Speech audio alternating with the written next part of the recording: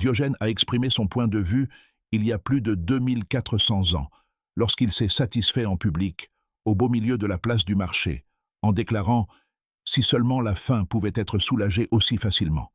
Et avec cette même lucidité impitoyable, je vais vous montrer, dans les 17 prochaines minutes, pourquoi chaque homme tombé amoureux a été trompé par la plus ancienne et la plus puissante illusion de l'histoire de l'humanité.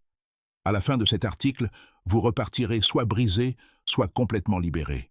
Imaginez un homme si sauvage, si indomptable, qu'il a vécu dans un tonneau, s'est touché en plein jour et a dit à Alexandre le Grand de s'éloigner de sa lumière. Diogène de Sinope n'était pas seulement un philosophe, c'était un destructeur d'illusions. Il maniait la vérité comme une lame, tranchant à travers les masques que la société appelle « vertu ». Et sa cible favorite? Le mythe de l'amour romantique. La plupart des hommes ne guérissent jamais de leurs premières blessures émotionnelles. Ils passent des années, parfois toute leur vie, à courir après l'écho d'un sentiment qui n'a jamais vraiment existé.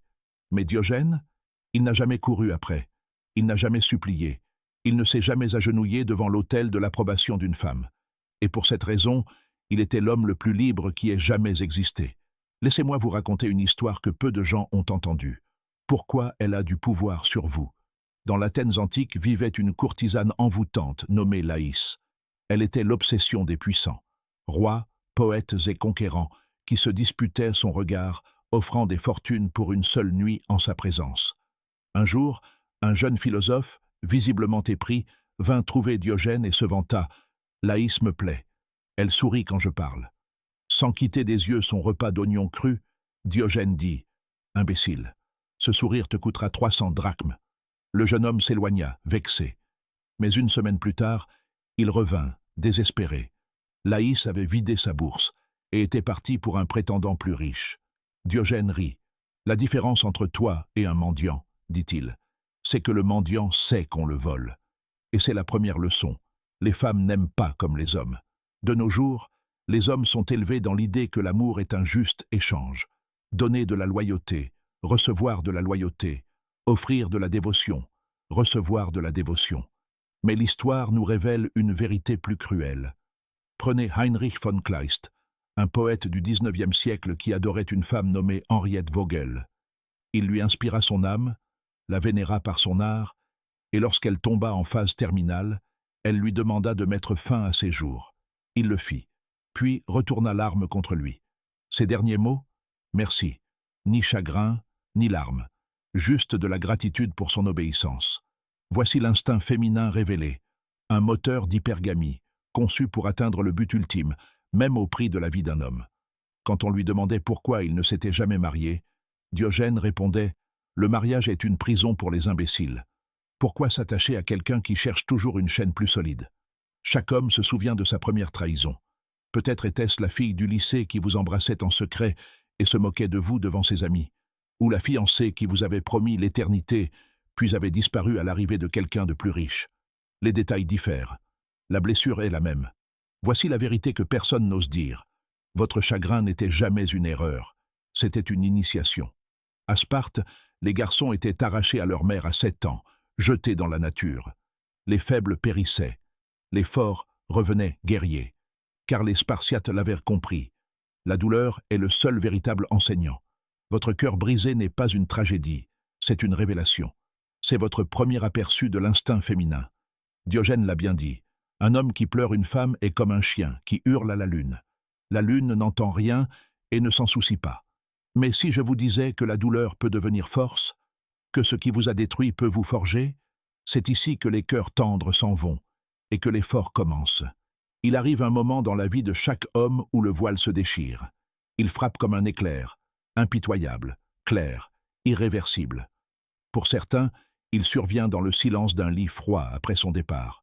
Pour d'autres, il réside dans ce sourire narquois, le regard entendu d'une femme lorsqu'elle réalise qu'elle détient le pouvoir. Mais la conclusion est toujours la même, la psychologie de l'indifférence féminine. L'amour n'est pas un contrat, c'est un jeu, et vous avez joué les yeux bandés. Personne n'a vu cela plus clairement que Diogène.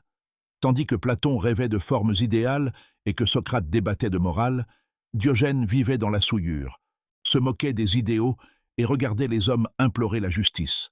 Il n'était ni cruel, ni amer. Il était simplement éveillé. Et cela le rendait dangereux. L'histoire honore les hommes qui ont transformé le chagrin en feu. Gaius Marius, trahi, exilé, mais qui a regagné le pouvoir avec la vengeance pour carburant. Nietzsche, rejeté par Lou Salomé, disparut dans l'isolement et revint avec ainsi parlait Zarathustra, remodelant à jamais la philosophie. Ces hommes ne s'effondrèrent pas sous la perte, ils en firent une arme. Diogène vivait selon la même loi. Lorsque des pirates l'enlevèrent et le vendirent, il ne mendia pas. Il regarda son acheteur droit dans les yeux et lui dit « Ce qu'il vous faut, c'est un chef. Je m'en chargerai. » L'homme fut si stupéfait qu'il fit de Diogène le précepteur de ses fils. C'est la première règle de la transmutation. La douleur est une monnaie d'échange. Dépensez-la intelligemment. La plupart des hommes gaspillent la leur. Ils se noient dans les souvenirs, son contact, son rire, son apparence avant son départ. Ils se tourmentent de questions. Pourquoi n'étais-je pas assez bien? Qu'avait-il de plus que moi? Diogène aurait ri. Un jour, lorsqu'un homme au cœur brisé lui demanda comment aller de l'avant, Diogène lui tendit un poisson pourri. « Promenez-vous au marché avec ceci. » Il obéit.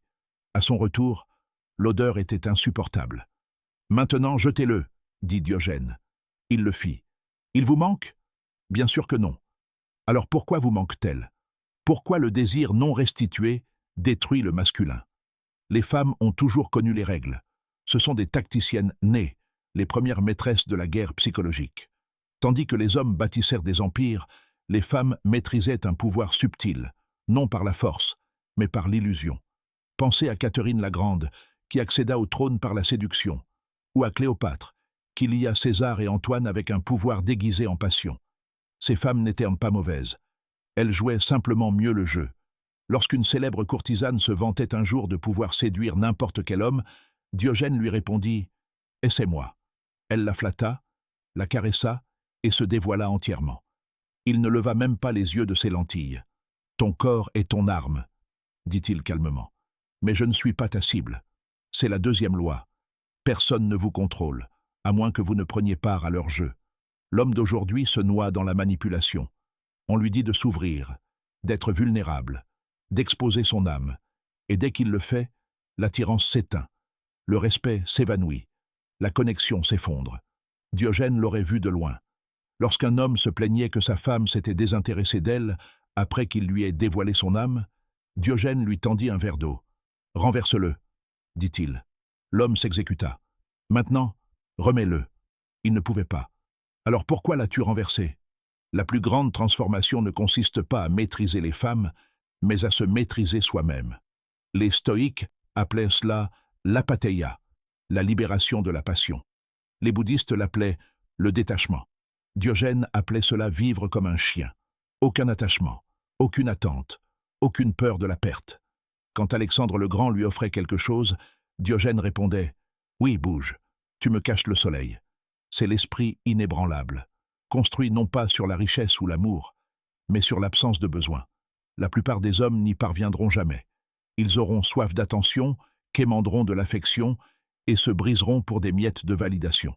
Mais lorsqu'un homme se réveille enfin, lorsqu'il cesse de courir après quelqu'un et commence à réécrire le scénario, la philosophie se transforme en puissance brute. Il y a un moment où tout s'effondre, et ce qui s'élève à sa place n'est pas la paix, mais le feu.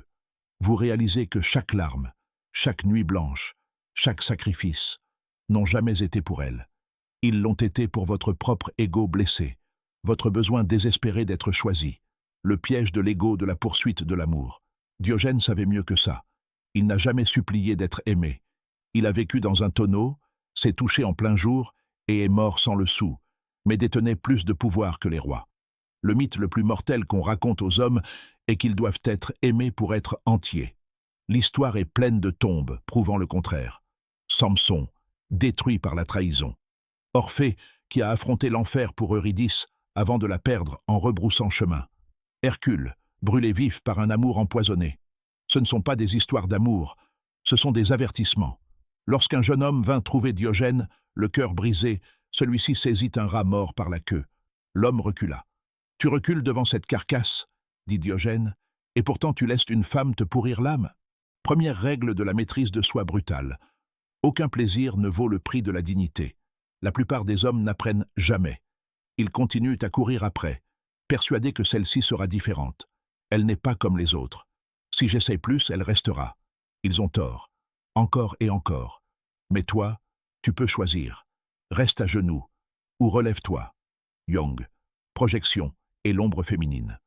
Un soir, alors que Diogène mangeait un bol de lentilles, un homme riche ricana. « Si seulement tu pouvais flatter le roi, tu ne te nourrirais pas de miettes. » Diogène répondit « Si seulement tu pouvais vivre de miettes, tu n'aurais pas besoin de flatter le roi. » Voilà ce que signifie tuer le besoin. La plupart des hommes sont esclaves de leur soif, de sexe, de louange, de reconnaissance. Et les femmes sentent cette soif comme du sang dans l'eau. Diogène le comprenait profondément. Lorsque la plus belle courtisane de Corinthe s'offrit à lui gratuitement, il déclina. « Si tu distribuais des figues avariées, dit-il, devrais-je les prendre simplement parce qu'elles sont gratuites ?» Furieuse, elle lui demanda pourquoi il l'insultait. Il haussa les épaules. « Parce que je n'ai pas besoin de toi. C'est la troisième loi. Dès que tu cesses d'avoir besoin d'elle, elle commence à avoir besoin de toi. Ce n'est pas de la manipulation, c'est la vérité. Un homme entier est incontrôlable. La vraie liberté ne consiste pas à haïr les femmes. C'est à ne plus avoir besoin de leur validation. L'amour n'est pas de l'oxygène. On ne mourra pas sans lui. » Diogène incarnait cette vérité.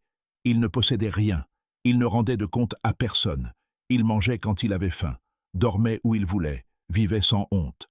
Et lorsqu'Alexandre lui demanda ce qu'il désirait, Diogène répondit « Cesse de te tenir sous mon soleil. » La dernière leçon de Diogène.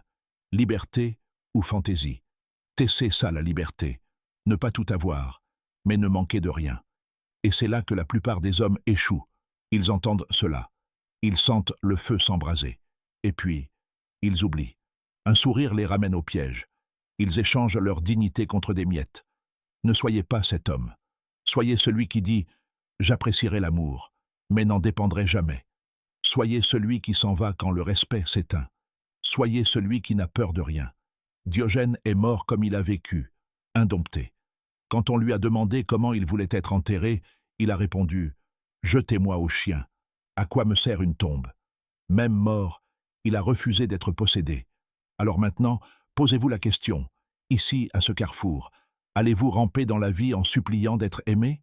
Ou allez-vous brûler votre besoin et vous élever comme le genre d'homme que personne ne peut briser? Le choix vous appartient.